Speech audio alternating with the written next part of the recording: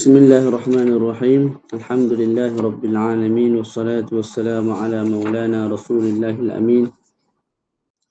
Wa ala alihi wa ashabihi at-tayyibin at-tahirin. Amma ba'd. Assalamualaikum warahmatullahi wabarakatuh. Alhamdulillah.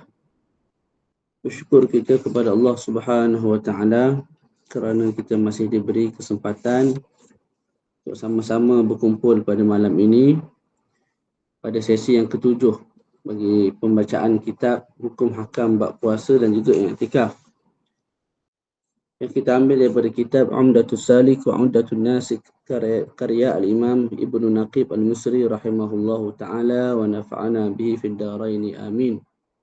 Jadi insyaAllah hari ini kita masuk pembahasan tentang Al-I'tikaf. Boleh? Naam. Qala al-musannif rahimahullahu wa nafa'ana bihi fid daraini amin. Al-i'tikafu sunnatun.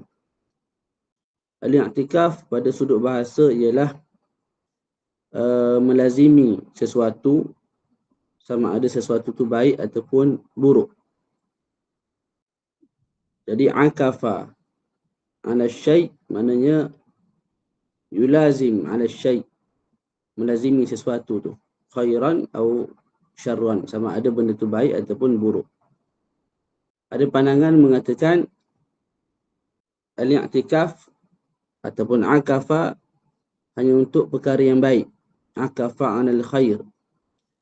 Adapun kalau benda tu jelek, kita panggil inna akafa ala syar. Jadi kalau seseorang tu melazimi sembahyang, melazimi sedekah, melazimi buat benda baik, kita sebut akafa zaidun anil khair. Zaid melazimi ke atas perbuatan yang baik. Tapi kalau seorang tu melazimkan diri dengan perkara yang jahat, merampok, mencuri, berbohong, maka kita baca dengan in akafa 'ala syarr, in akafa zaidun 'ala syarr. Maknanya Zaid melazimi buat perkara jahat, tapi guna in akafa bukan akafa. Itu sudut bahasalah. Pada sudut syarak, al-i'tikaf bermakna al-lubthu fil masjidi min syakhsin makhsus biniyah, menetap di dalam masjid daripada individu yang khusus dengan niat. Hukum hakam i'tikaf dia 4. Yang saya sebut dalam matan 1, sunnatun. Sebenarnya dia ada 4. Yang pertama sunat lah, sebagaimana disebut oleh Maulana Syekh di dalam matan. Itu asal hukum kepada al-i'tikaf. Ada kali i'tikaf menjadi wajib bila mana kita nazar untuk beriktikaf, maka wajib kita tunaikan. Yang ketiga haram, bila mana seorang perempuan i'tikaf tanpa izin daripada suami ataupun seorang hamba i'tikaf tanpa izin daripada tuan, itu haram. Yang keempat hukumnya makruh, bila mana perempuan yang zawatul hayat, yang mempunyai rupa paras dan cantik ataupun mempunyai pangkat yang baik, artis dan sebagainya, kumpulan ini makruh mereka beriktikaf sekalipun dapat izin daripada suami. Sebab apa? Sebab orang lain akan tertumpu pada dia. Sepatutnya Zainab, Ruqayyah, Mamat, Zaid tumpu pada bacaan Quran, sembahyang. Tapi bila tahu artis comel ni masuk ke dalam masjid iktikaf sekali, tak jadi nak iktikaf dengan baiklah orang lainnya. Pakat nak minta sign belaka. Boleh? Dan i'tikaf tidak ada hukum harus, kerana kaedah mengatakan annama asluhul nadbu la ta'tarihil ibahah, sebagaimana disebut oleh Al-Imam Al-Bajuri. Perkara yang asalnya sunat, maka tidak ada baginya hukum harus. Jadi kat sini al-i'tikaf asalnya sunat, maka tidak ada baginya hukum harus. Jadi tidak ada hukum harus i'tikaf tadi. Okey, saya sebut al-i'tikafu sunnatun fi kulli waqtin. I'tikaf sunat pada setiap waktu, sama ada Ramadan ataupun bukan Ramadan, bil ijma'. Wa Ramadanu akadu ataupun wa Ramadana akadu. Mana pada bulan Ramadan lebih dituntut berbanding bulan-bulan yang lain, kerana Nabi muwadhabah, mulazamah i'tikaf pada bulan Ramadan. Dan Ramadan itu pula ialah satu bulan yang mulia yang mana kebaikan digandakan pada bulan tersebut. Maknanya setiap amalan kita digandakan berlipat kali ganda. Kemudian Maulana Syekh berkata lagi, wal ashrul awakhiru akadu. Dan 10 malam terakhir daripada Ramadan lebih lagi dituntut. Jadi Ramadan dituntut dah, iktikaf. Mana tuntutan tu kuat berbanding bulan lain. Dalam Ramadan tu pula ada hari-hari yang lebih dituntut berbanding hari-hari yang lain. Iaitu 10 malam terakhir. Jadi lebih dituntut daripada 10 pertama dan 10 pertengahan. Sebab apa? Li talabi Lailatul Qadri. Sebab kita nak cari Lailatul Qadar. Maka bila seseorang tu dapat bertemu Lailatul Qadar, dihidupkan dengan sembahyang, dengan bacaan Quran, dengan perbanyakkan berdoa. Dan Lailatul Qadar sebagaimana kita dah maklum dan ma'ruf ialah sebaik-baik bulan ataupun sebaik-baik malam dalam setahun. Boleh? Wa yumkinu. Kemudian Maulana Syekh terang pandangan ulama tentang Allahumma salli Muhammad bilakah berlakunya Lailatul Qadar.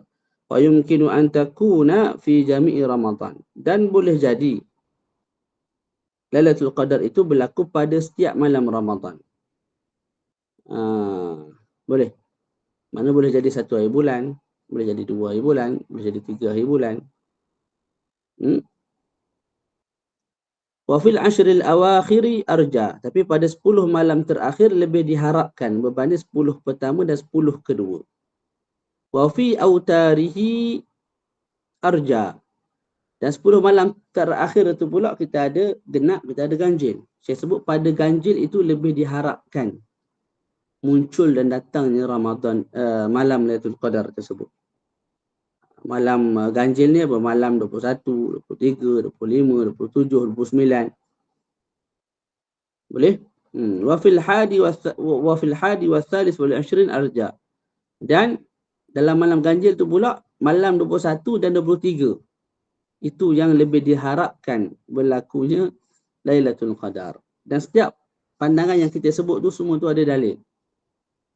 Malah bilakah berlakunya Lailatul Qadar ini ulama berbeza pandangan sehingga keluar 40 pandangan. Tidak lebih, itu menunjukkan para ulama sangat ambil beratlah tentang malam Lailatul Qadar. Nah, boleh?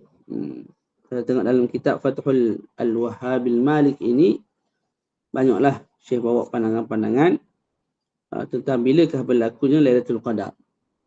Ada pandangan yang biasa kita dengar juga, ianya berpindah-pindah pada 10 malam terakhir. Ada boleh jadi 21, tahun depan 23, tahun depan 25, tahun satu lagi 27. Itu pandangan Imam Al-Muzani, Imam Ibnu Khuzaimah, Imam Abu Thawr. Boleh?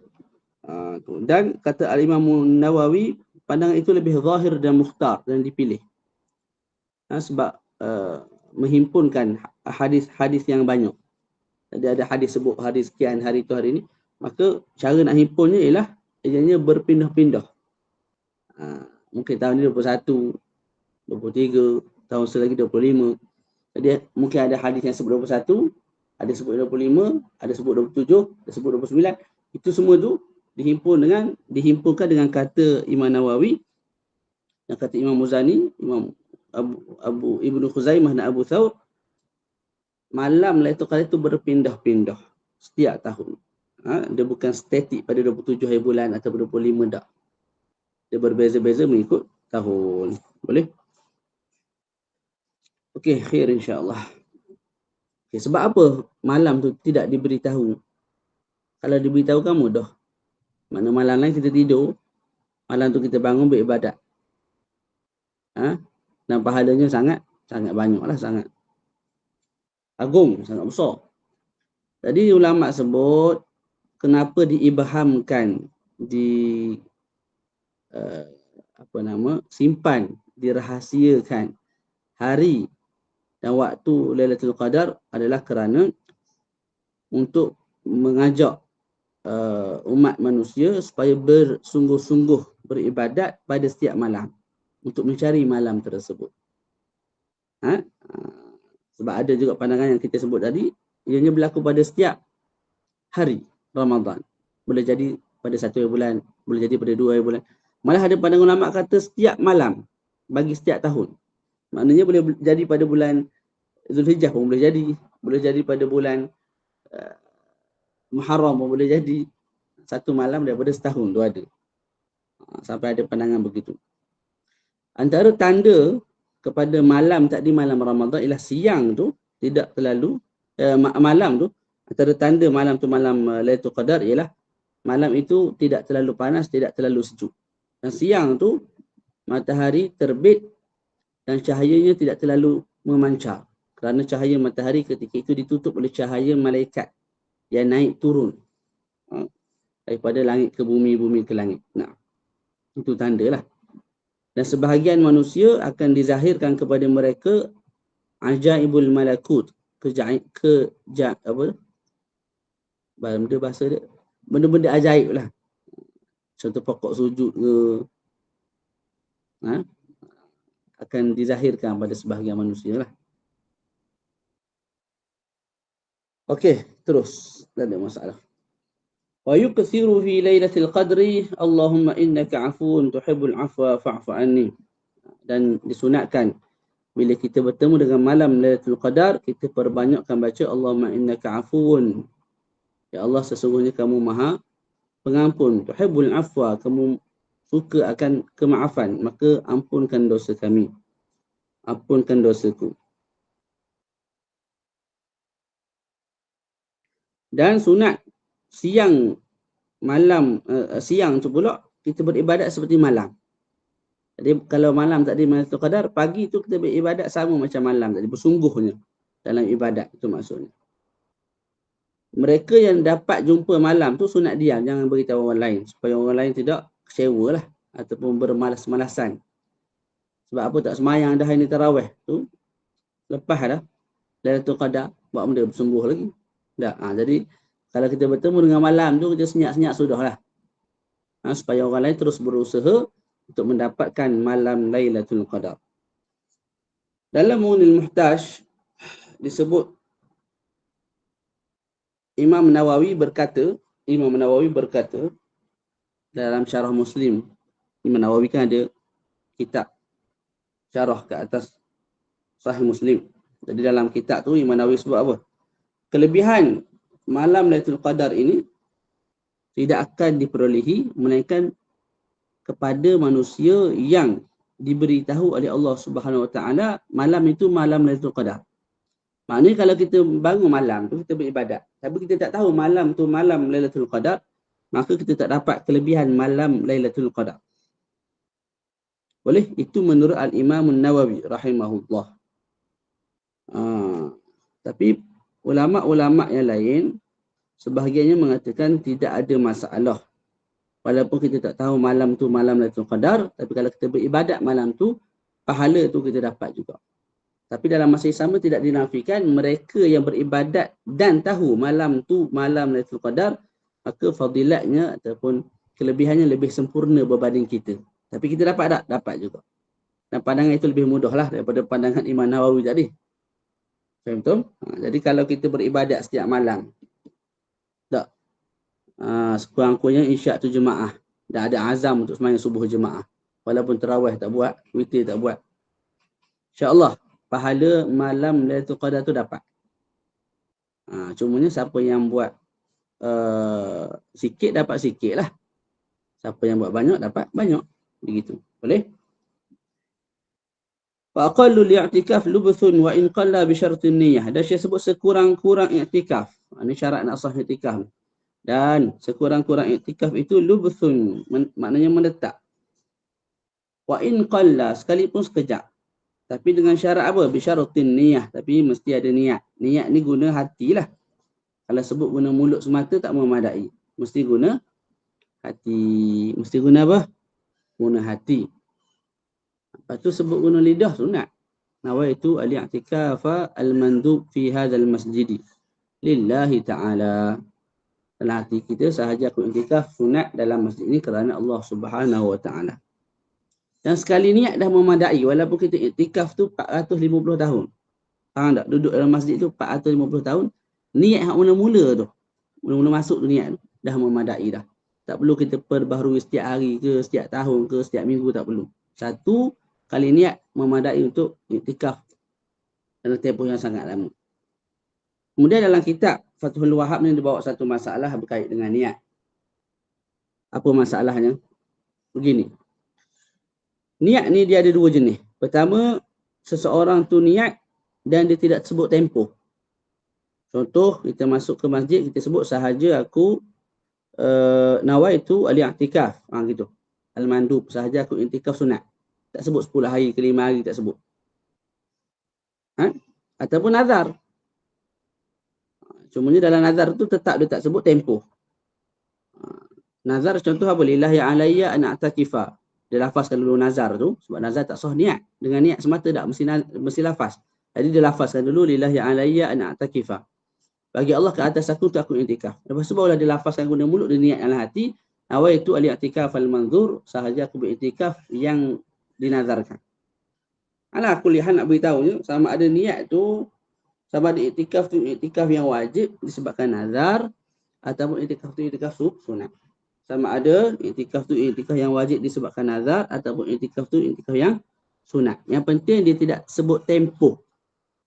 5 hari, 10 hari, sebulan, tak. Okey.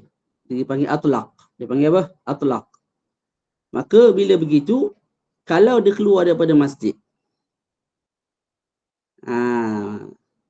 apakah hukumnya?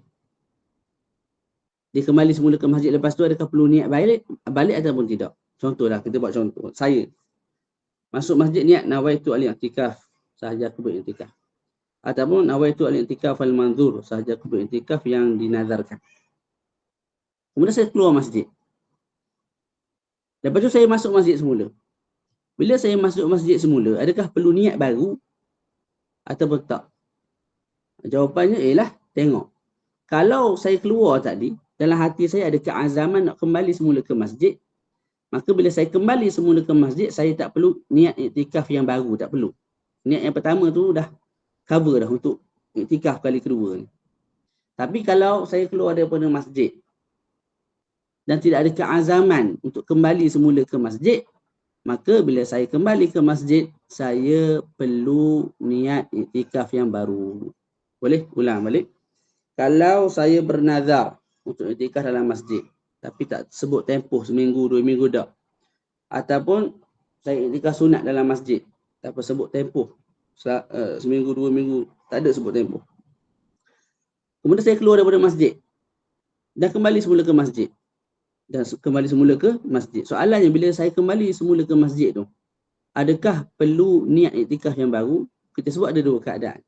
Kalau saya keluar daripada masjid tadi, tak pergi ke tandas ke mana, dan ada dalam hati saya keazaman nak kembali semula ke masjid, ketika itu bila saya kembali ke masjid tak perlu niat iktikaf kali kedua. Niat yang pertama tu dah cover dah untuk iktikaf kali kedua ni. Kalau saya keluar daripada masjid, tidak ada sebarang keazaman nak kembali ke masjid. Macam kita sok mau buat lah. Tak, kita sembahyang isyak, lepas tu balik. Ada tak keazaman nak kembali ke masjid? Tak ada lah. Subuh esok pula mari. Ketika itu bila masuk masjid, kita kena niat semula iktikaf. Pada tak, maka tak dapat pahala iktikaf. Boleh? Selesai kat situ. Kita masuk pula situasi yang seterusnya, iaitu seseorang tu beriktikaf dalam satu tempoh. Dia sebut tempoh. Sahaja aku beriktikaf 10 hari. Sama ada sunat ataupun wajib. Kalau wajib dia nazar lah. Dia sebut lillahi alayya an a'takifa 10 ayyam. Lepas tu dia sebut nawaitu al-i'tikaf al-manzur 10 ayyam. Tak kisah sama ada fardu sebab nazar ataupun sunat. Yang penting dalam i'tikaf tu dia sebut tempoh. Berapa hari? Seminggu, 10 hari, sebulan. Okey. Maka kita sebut ada dua perincian hukum. Ada dua perincian hukum. Kalau dia keluar di i'tikaf ni, sehari, masuk hari kedua. Hari ketiga tu nak pergi berak. Contohlah 2 hari tak berak, hari ketiga nak pergi berak. Maka bila dia keluar untuk berak, untuk kencing, lepas tu dia kembali semula ke masjid. Kita sebut ketika itu tak perlu dia perbaharui niat. Tak? Hari ketiga tu dia keluar untuk berak kencing. Bila kembali semula ke masjid, dia tak perlu perbaharui niat dia. Tak perlu perbaharui niat dia. Niat mula-mula tu dah boleh cover niat iktikaf dia tu lah. Boleh cover lah. Adapun kalau dia keluar tu bukan untuk kencing berak. Dia keluar tu untuk perkara-perkara lain. Boleh? Maka kita sebut ketika itu ada dua perincian juga. Kalau dia keluar dan ada niat dan ada keazaman untuk kembali semula, maka bila dia kembali semula ke masjid, dia tak perlu perbaharui niat. Tapi kalau dia keluar, tidak ada keazaman untuk kembali semula ke masjid, maka bila dia kembali semula ke masjid, dia perlu niat semula. Ulang balik. Jenis yang kedua ialah seseorang tu berniat untuk duduk dalam satu tempoh tertentu dalam masjid. Sahaja aku iktikaf 10 hari dalam masjid. Sahaja aku iktikaf wajib disebabkan nazar selama 10 hari dalam masjid. Dia sebut orang lagu tu ada dua situasi. Yang pertama, dia keluar untuk berak kencing. Yang tu jelas. Bila dia kembali semula ke masjid, tak perlu niat baru. Yang kedua, dia keluar bukan untuk berak kencing. Yang tu ada dua keadaan. Pertama, dia keluar dan dia ada keazaman nak kembali ke masjid. Maka bila dia ada keazaman untuk kembali semula ke masjid dan dia kembali semula ke masjid, ketika itu kita sebut tak perlu dia niat semula. Adapun kalau dia keluar daripada masjid, tidak ada keazaman nak kembali semula ke masjid, tak. Bila masuk masjid semula, dia kena niat baru. Boleh? Tu. Kesimpulan dia saya share nanti. Saya ada buat terjemahan bawah ni sikit. Ada masjid suruh saya ngajar buat iktikaf bawah ni, saya tulislah sikit bab-bab tu. Nanti saya kongsi PDF, boleh baca insya-Allah. Boleh? Ya Allah. Semula. Wa aqallu li'atikafi lubthun wa in qalla bi syaratin niyyah. Dan sekurang-kurang iktikaf ialah menetap sekalipun sekejap, tapi dengan syarat ada niat. Nak kita bincang panjang lebar tu tentang niat.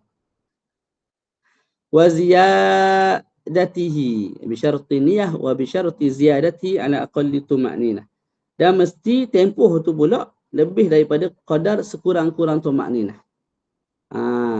Qadar tuma'ninah saja tak memadai. Qadar tuma'ninah panjang dan lama mana? Sekadar sebutan subhanallah. Panjang tu subhanallah. 5 saat gitu lebih kurang. Jadi kalau kita masuk masjid, sekadar 5 saat je kita duduk, niat iktikaf tak sah. Mesti lebih daripada kadar subhanallah tu. Duduk 10 saat, 15 saat. Boleh? Jadi mesti lebih daripada kadar sekurang-kurang tuma'ninah. Tak boleh hanya sekadar sekurang-kurang tuma'ninah, mesti lebih. Okey, kemudian kalau seseorang tu nazar untuk iktikaf. Contohlah saya nazar untuk iktikaf dalam masjid. Sahaja aku bernazar untuk iktikaf dalam masjid. Sahaja aku bernazar untuk iktikaf dalam masjid. Bagaimanakah cara saya nak tunaikan nazar saya tu? Saya kena duduk berapa hari dalam masjid? 3 bulan, sehari, 2 hari, seminggu, sejam, 2 jam setengah, 3 jam 45 minit. Guna. Maka ulama sebut memadai 1 saat lebih daripada qadar tuma'ninah. Maknanya tuma'ninah 5 saat, duduk 6 saat. Tuma'ninah berapa saat? 5 saat. Subhanallah, 5 saat lagi kita ambil. Maka tambah sesaat lagi.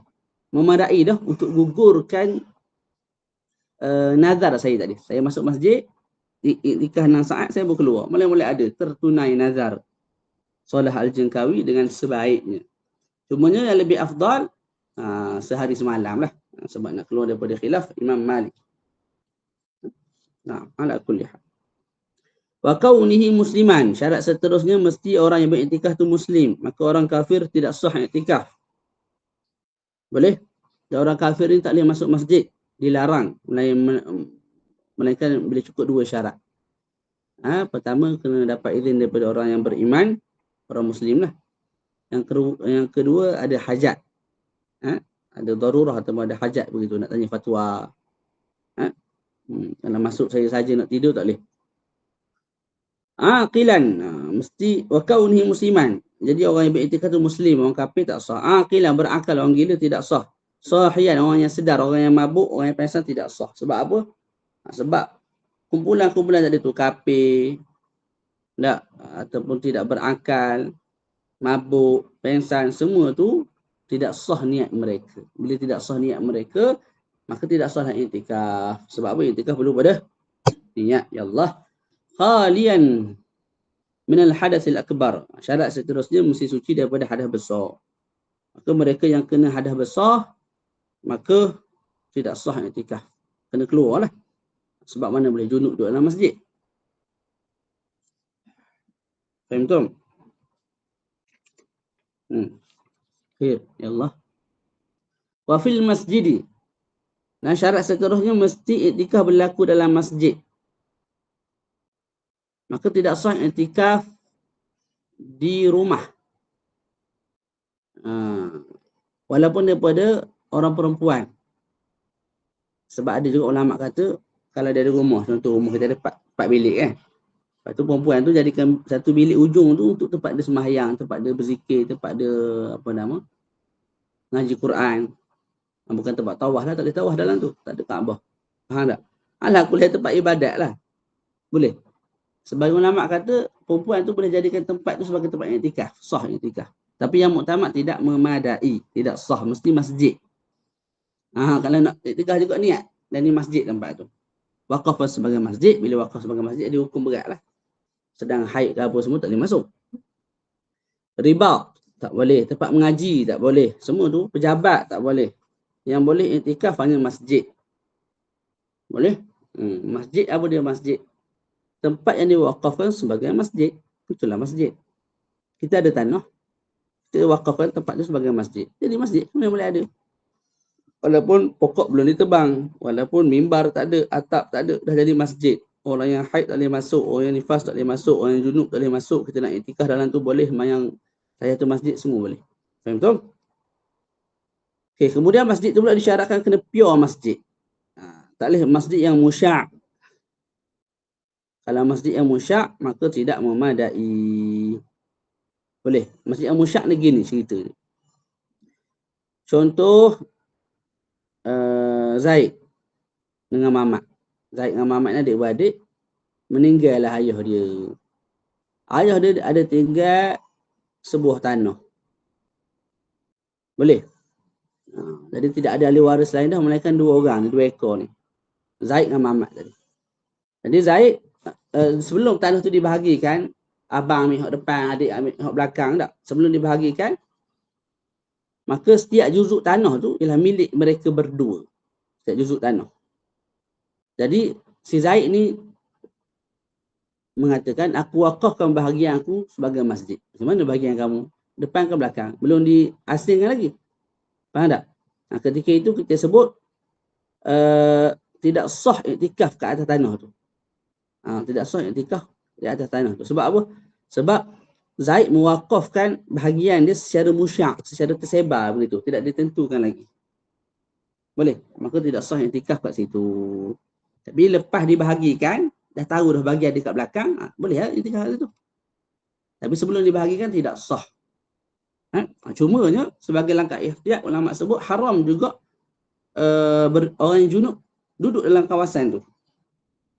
Jadi sudut i'tikaf tak sah sebab masjid tu bukan masjid yang pure masjid, tapi masjid yang musyak, mana tak tahu adakah tu confirm masjid ataupun bahagian tu masih milik abang dia yang bukan masjid. Sebab abang dia tak wakafkan, dia saja yang wakafkan. Jadi setiap juzuk tu ihtimal, boleh jadi masjid, boleh jadi tak. Boleh jadi masjid, boleh jadi tak. Kita sebut tempat tu sebagai musyak. Diwakafkan masjid secara musyak, secara tersebar begitu. Maka tidak sah i'tikaf. Ala kulli hal, ulama sebut junub kekal haram duduk di atas tempat tu secara keseluruhan walaupun sebelum diagihkan kerana berihtiyat, berjaga-jaga. Boleh tak main tahiyatul masjid dalam tu? Khilaf. Imam Ibn Hajar dalam fatwa beliau mengatakan boleh. Ya Allah. Khair insya-Allah. Kemudian i'tikaf kat masjid ni dia bukan mesti dalam ataupun atas tanah masjid tak. Atas udara masjid boleh. Faham tak? Dekat balakoni dia boleh. Faham tak? Tempat ruang luar tu. Faham tak? Ada kapet semayang situ kan? Itu confirm boleh kat luar tu yang tak ada kapet tu. Tapi masih ada atap apa semua tu. Itu juga dibenarkan panggil rahbah. Rahbah ni kawasan luar masjid tapi di dalam pagar masjid. Tempat-tempat yang pihak masjid prepare. Apa-apa hal, apa besar, bahagian itulah yang akan dibuat sebagai tempat solat. Itu kita panggil rahbah. Tempat tu juga boleh dijadikan sebagai tempat i'tikaf. Ya Allah. Terus. Walau mutaraddidan. Syekh sebut sah. Syekh sebut syarat iktikaf mesti dalam masjid walaupun mutaraddidan fi jawanibih. Walaupun dia berjalan ke sana kemari, dia pergi mundar mandi. Macam Azri Walter tu. Dia kata jangan duduk diam. Dalam hidup ni jangan duduk diam. Kerja, saya PT. Tak. Kalau tak pun mundar mandi. Mundar mandi. Biar keluar peluh supaya otak kita tak fikir benda-benda mengarut. Benda bukan buku, benda-benda yang bukan-bukan. Terutama anak muda yang belum berkahwin lah. Duduk cokoh seorang-seorang dia fikir benda tak elok. Maka saya buatkan diri dengan mundar mandi. Pusing rumah tu 7 kali. Tapi jangan niat ibadat lah. Ya Allah. Jadi kat sini walau mutaraddidan, walaupun taraddud mundar mandi. Mundar mandi ni masuk pintu A, keluar pintu A. Itu mundar mandi. Ataupun dia masuk, dia tak berhenti. Dia tak statik. Dia duduk cari barang, musing lagu tu. Itu mundar mandi. Itu juga sah kalau dia niat iktikaf. Betul? Okey. Bila nak niat iktikaf? Okay, kalau kita masuk masjid dan menetap satu tempat, pada awal kita menetap tu kita niat lah. Tapi kalau kita masuk masjid, niat dia nak mundar mandi. Maka pada awal mundar mandi tu niat dah. Sahaja aku iktikaf. Walaupun dia tak statik. Kali duduk dalam musing, tak ada langsung statik. Walaupun 5 saat, 6 saat, 10 saat tak ada. Musing sahaja. Yang tu juga sah. Yang tidak memadai kalau sekadar lalu. Sebab tu saya sebut wala yakfi mujarradul murur. Tidak memadai kalau sekadar lalu. Lalu ni masuk pintu A, keluar pintu B masjid. Tak berhenti langsung tengah tu. Straight je. Yang tu kita sebut lalu tidak sah iktikaf. Nak bagi sah lagu mana? Masuk sekejap, statik kejap. Dalam 6 saat, 10 saat, niat iktikaf, lepas tu sambung lalu. Pergi ke hujung. Keluar pintu B. Yang tu beres, sah. Tapi kalau awak masuk pintu A, keluar pintu B, tak berhenti langsung. Straight je terus. Tidak sah iktikaf di sisi mazhab al-Imam Syafi'i. Mazhab lain, wallahu a'lamu bis-shawab. Boleh. Jadi kesimpulan dia, kita duduk menetap, statik satu tempat, sah iktikaf. Kita mundar mandi pun sah. Kalau kita lalu, sekadar lalu, tidak sah. Mereka kalau kita lalu tu, kita berhenti sekejap, tengah tu, niat iktikaf dulu, lepas tu baru kita teruskan perjalanan, yang tu dapat pahala, insya-Allah ta'ala. Wal afdalu kaunuhu bisawmin wa fil jami'. Dan yang afdalnya, ni yang sunat lah. Sunat-sunat iktikaf. Yang comel dan yang afdalnya, kita iktikaf. Keadaan iktikaf itu bisawmin. Dalam keadaan kita sedang berpuasa. Itu yang afdal, tak wajib. Maka bila tak wajib, kita iktikaf dalam keadaan kita tak berpuasa pun tak ada masalah. Kita iktikaf pada waktu malam pun boleh. Kita iktikaf pada hari raya pun boleh. Hari yang diharamkan puasa. Kita iktikaf pada ayam tasyrik pun boleh. Tak, cuma yang molek bila iktikaf, biarlah kita dalam keadaan berpuasa. Boleh? Sebab apa nak raikan khilaf? Al-Imam Malik radhiyallahu ta'ala anhu, guru kepada Al-Imam Syafi'i, mengatakan tidak sah iktikaf melainkan dengan puasa. Iktikaf semata-mata tanpa sedang berpuasa tidak sah. Kita sebut tak. Puasa tu hanya sunat. Apa dalil kita? Dalil kita ialah khabar Anas. Sayyidina Anas radhiyallahu ta'ala anhu, riwayat Al-Hakim, dikatakan sahih mengikut syarat Muslim, laisa 'alal mu'takif siyamun illa an yaj'alahu 'ala nafsi. Tidak ada kewajipan ke atas orang yang beriktikaf itu akan puasa. Mana tidak wajib orang yang beriktikaf itu puasa, melainkan kalau dia wajibkan ke atas diri ataupun dia jadikan puasa itu berlaku pada diri dia. Maka ikut dia lah. Nak puasa dalam keadaan, nak iktikaf keadaan berpuasa ataupun tidak, atas dia. Wajib tidak sama sekali dalam mazhab Syafi'i. Naam. Tapi pandangan yang qadim dalam mazhab Syafi'i kata syarat juga, syarat sah. Manakala iktikaf dalam keadaan tidak puasa tidak sah. Tapi yang muktamad wal afdalu kaunuhu bi shaum.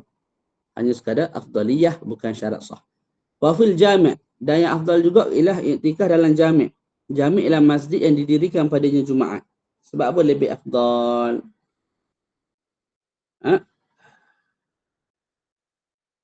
Sebab tempat tu didirikan Jumaat. Itu satu alasan. Alasan kedua, dia tak perlu keluar daripada masjid untuk sembahyang Jumaat. Dia stay je kat situ. Jadi dia iktikaf fully. Waktu iktikaf tu dalam masjid. Tak perlu dia keluar untuk pergi ke masjid yang didirikan dalam padanya Jumaat. Faham tak? Sebab dia dah ada di tempat yang memang didirikan di dalamnya Jumaat. Akan tetapi, disebut dalam kitab ni, wa yajibul jami'u lil i'tikaf fih in nazara muddatan mutatabi'ah fiha yaumul jum'ah fakana mimman talzamuhu al jum'atu wa lam yashtarit al khuruj laha لأن الخروج لها يقطع تتابعا لتقصيره بعدم اعتكاف في الجامع.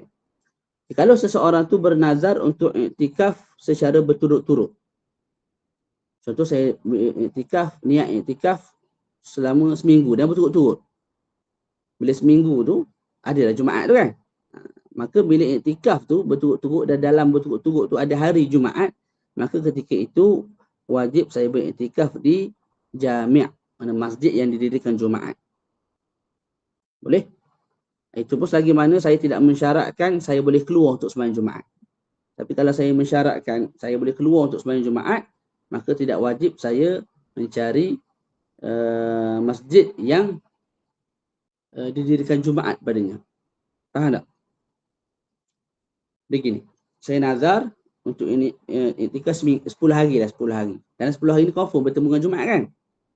10 hari berturut-turut confirm bertemu dengan Jumaat, maka ketika itu wajib saya cari jami', masjid yang didirikan Jumaat. Bila wajib? Syarat wajib yang lain ialah bila mana saya tidak mensyaratkan saya boleh keluar. Kalau dalam niat tadi saya mensyaratkan saya boleh keluar untuk sembahyang Jumaat di tempat lain, maka ketika itu saya tak wajib cari masjid yang didirikan Jumaat. Saya boleh cari masjid biasa. Sebab apa? Dalam niat tadi aku dah sebut bila ada keperluan aku nak pergi sembahyang Jumaat di luar. Maka mungkin dah 5 hari iktikaf, ada keperluan nak sembahyang Jumaat, maka saya keluar sembahyang Jumaat. Boleh ada. Betul?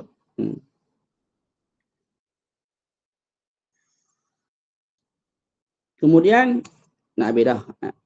Kita tak baca semua, mana tak ada. Wa alla yanqusa an yaum, dan disunatkan juga, dan yang afdal ni atas pada yang tadi ni. Wal afdalu kaunuhu bi saumin wal afdalu fil jami'i wa alla yanqusa an yaum, dan yang comel-nya, yang afdalnya, yang sunatnya iktikaf yang kurang daripada sehari semalam. Kemudian walau nazara al-i'tikafa fil masjidil haram atau al-aqsa atau masjidil madinah al-munawwarah ta'ayyan. Kalau seseorang tu bernazar untuk iktikaf di Masjid Al-Haram ataupun di Masjid Al-Aqsa ataupun di Masjid Nabawi, maka wajib tak boleh ganti dengan iktikaf di Masjid Cengar Lempung ni. Tak boleh. Faham tak? Jadi si Mamat ni bernazar untuk iktikaf di Masjidillahil Haram, kena pergi. Tak boleh dia tunaikan nazar dia tu sekadar iktikaf di masjid di kampung dia, tak boleh. Sebab apa? Masjidillahil Haram dia ada kelebihan yang tidak ada pada masjid lain. Entahlah lagi tempat tu berkait rapat dengan ibadat haji dan umrah. Begitu juga kalau dia niat untuk iktikaf dalam Masjid Al-Aqsa ataupun Masjid Al-Madinah. Kalau dia nazar lah, maka wajib dia pergi ke sana. Lakin yujzi'ul Masjidul Haram anhuma. Tapi saya sebut sini memadai Masjidul Haram untuk ganti kepada Masjid Nabawi dengan Masjidil Aqsa. Mana kalau seorang tu nazar untuk iktikaf di Masjid Al-Aqsa ataupun Masjid Nabi, tapi dia tak pergi dua tu. Lepas tu dia pergi mana? Dia pergi iktikaf di Masjidillahil Haram di Mekah.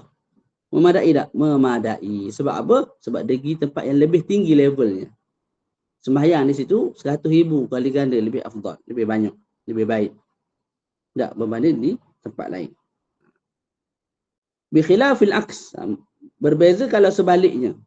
Mana kalau dia nazar untuk iktikaf di Masjidillahil Haram, tak boleh dia tunaikan nazar di Masjid Nabawi atau Masjid Aqsa. Sebab Al-Aqsa dengan Masjid Nabawi levelnya lebih rendah daripada Masjidillahil Haram.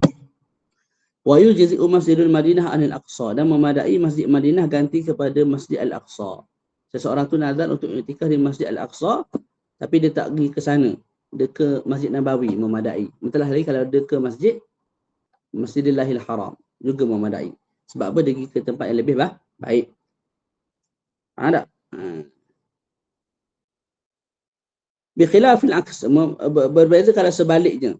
Mana kalau dia nazar untuk beriktikaf di Masjid Nabawi, dia tak boleh iktikaf di Masjid Al-Aqsa. Sebab Masjid Nabawi lebih tinggi levelnya. Mesti kena Masjid Nabawi ataupun ke Masjidillahil Masjidillahil Haram. Boleh? Jadi 3 ni, kalau kita nazar hak paling atas, kena buat hak paling atas. Kalau hak nombor 2, maka kita boleh pergi ke atas. Kalau kita nazar hak nombor 3, maka kita boleh naik Masjid Nabawi, kita boleh naik ke Masjidillahil Haram. Walau ayyada masjidan ghaira zalika lam yata'ayyan. Kalau dia tentukan dalam nazar dia masjid selain daripada tu.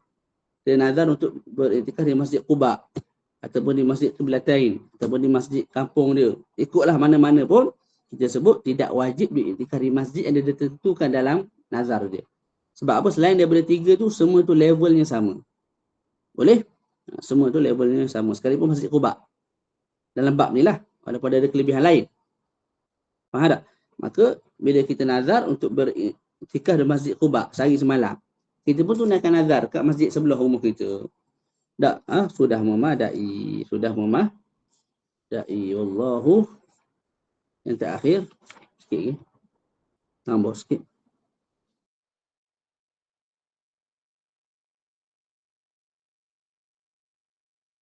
Okey, ni cabang kepada perbahasan yang terakhir tadi ya.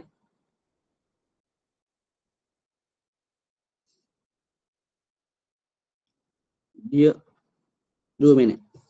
Dia menentukan satu masjid. Contoh saya bernazar untuk iktikaf di Masjid Quba. Wajib tak saya tunaikan nazar di Masjid Quba? Iktikaf di sana? Tak. Malah saya boleh pergi mana? Masjid di kampung kawasan saya ni. Tak. Cuma selagi mana saya belum syuruk fil iktikaf. Kalau saya nazar 10 hari berturut-turut, ni yang jenis berturut-turut lah. Kalau saya nazar 10 hari berturut-turut di Quba. Saya pun dah start di Quba, maka kena habiskan di Quba. Tapi kalau saya tak start di Quba, saya start di masjid rumah saya, dekat rumah, maka saya sempurnakan 10 hari itu di rumah, tak ada masalah. Boleh? Tapi kalau dah start di Quba, kena habiskan di Quba.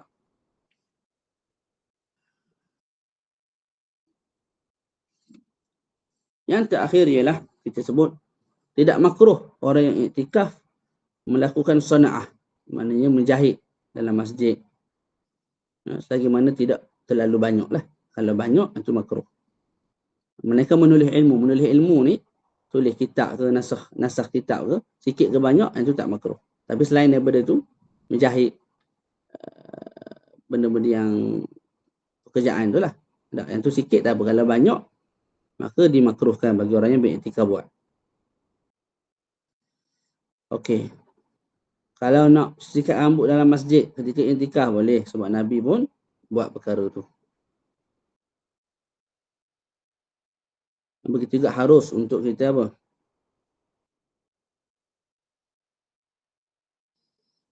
Bersembang dengan perkara yang bukan dosa. Makan, minum, wuduk, basuh tangan.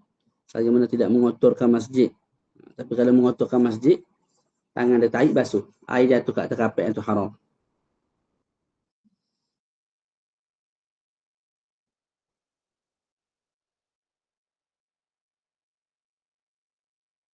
Makruh kita berbekam ataupun buat fasdu. Fasdu ni yang jenis cocok urat tu yang tersembur darah tu. Tak, makruh dalam masjid. Itu pun kalau tidak mengotorkan masjid. Kalau darah jatuh atas kapet, mengotorkan masjid jadi haram pula. Dan yang lebih awal bagi orang yang beriktikaf, tak payah sibuk nak menjahit, tak payah sibuk nak buat pekerjaan yang dia buatlah. Tak. Jangan sibuk buat perkara tu, malah sibukkan diri dengan ibadat, mutalaah ilmu, dengan Quran, sembahyang dan ibadat-ibadat yang lain. Wallahu a'lam. Tak ada habis malam ni ya. InsyaAllah kita sambung esok. Wa yafsudu al-i'tikafu bil jima'. Hari Rabu lah kita baca dalam setengah jam dah. Habis insyaAllah pada hari Rabu insyaAllah. Esok kita baca Syama'il Muhammadiyah. Ada soalan?